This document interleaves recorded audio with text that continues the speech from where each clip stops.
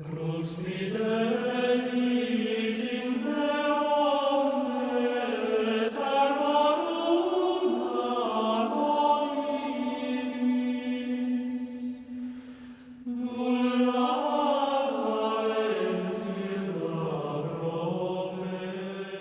everybody. My name is Gerard Cabrera, and I'm going to be reading from my novel, Homo Novus, which is a story of a Catholic priest and the altar boy that he seduces and abuses, and it follows their relationship over a series of years and sort of tracks that relationship. And the part that I'm going to read from you now is when the two characters, Orlando and Father Linus, go on a trip to Canada to sort of celebrate their union. Okay. To celebrate their reconciliation, Linus had taken him on a trip to Quebec City. Orlando had never been to another real country. Canada, what a beautiful place. Linus gave him the grand tour. He showed Orlando boring things like the Plains of Abraham and other old battle sites, and magnificent things like Notre Dame de Quebec, the first cathedral in North America, the Esplanade overlooking the river, and the Old Town with its funicular and fancy shops. The whole walled city was silver roofs and white stone with blue trim. Our Lady's colors, Linus had told him. It's good to be in a Catholic country. I was thinking the same thing, Orlando said, feeling their communion. Linus squeezed his shoulder and they laughed out loud together. Everything felt like a sign from God.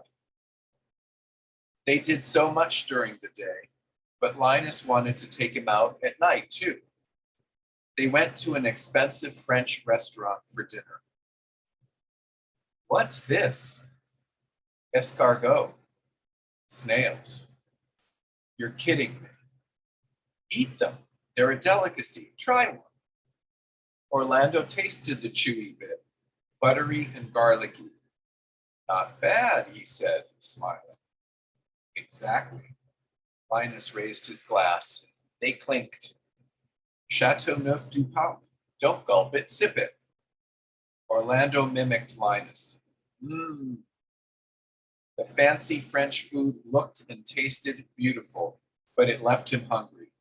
So they bought French fries, with which a street vendor served him in a paper cone with mayonnaise instead of ketchup. And this Orlando found so delicious and sophisticated that Linus laughed out loud again.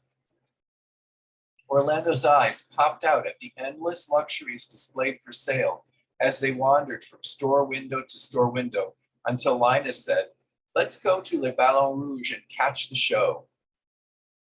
It was Orlando's first gay bar, and he clung to Linus like a bodyguard. All those eyes checking them out. Some sexy looking.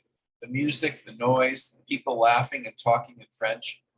He increased his attention on Linus, but Linus was having a ball with his screwball or highball or whatever he called the drink he was holding in his hand. Linus spoke a little French. Un peu, he said, just enough to get by. There were so many people crowded into the small bar that when the drag show began, the two were separated by the crush. Orlando found himself shoulder to shoulder with men in tight pants and gelled hair, cigarettes dangling from their thin lips, old and young, all focused on the stage. Orlando watched the performance. It was unreal how much like a woman the performer looked, but the voice was too deep to be female. He couldn't understand what she was saying, but the physical comedy was obvious and scandalous. Linus laughed and clapped and tossed back his cocktail, winking at the bartender, but in perfect control. Orlando could tell because his wolf eyes never lost their focus. Orlando squeezed closer to Linus and sipped his white Russian.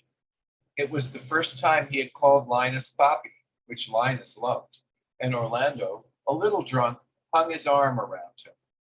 Linus smiled and let him lean heavy. Linus was happier than he had ever seen him. It was heaven. After the show, they strolled on the promenade and the cobblestoned streets back to the Grand Chateau Frontenac. Tourists were everywhere. In restaurants, cafes, and shops, cats darted along the parapets of the city like high wire sentinels. They had ordered champagne and caviar that night from room service and watched the river far below from their tower suite. He had never seen Linus like this before, carefree, exuberant, playful, passionate, incredibly handsome and sexy. And then they are making love. It's their first time spending the night together, all night, no sneaking around, no rushed looks to see if there is anyone who might recognize them. With the weight lifted, they begin to undress. Linus takes off his socks, and when he is bent over, his bald spot shows a little. Orlando is giggling and tries to stop. He is almost too happy. But Linus wants Orlando to see him as he is, and Linus wants to die to himself. He takes off his hairpiece and arranges his fringe. Orlando has never seen him without it. He looks like a Roman emperor, and Orlando's heart aches with worship and martyrdom. They watch each other undress. Linus has dark hair on his pale chest. His skin is freckled. Orlando is smooth and brown. Linus is a crusader removing his armor. Linus is Isaac Jogues removing his habit. Orlando is a Moor loosening his scabbard. Orlando is an Iroquois loosening his deerskin. Linus is father. Orlando is son. They are sacramental. They kiss. Orlando notices for the first time the gold in Linus's mouth, a filling. It is delicate, an ornament. Orlando wants to burn like a holy sacrifice. They stand facing each other. Here is my body. Thank you so much for listening, and please enjoy Homo Novus.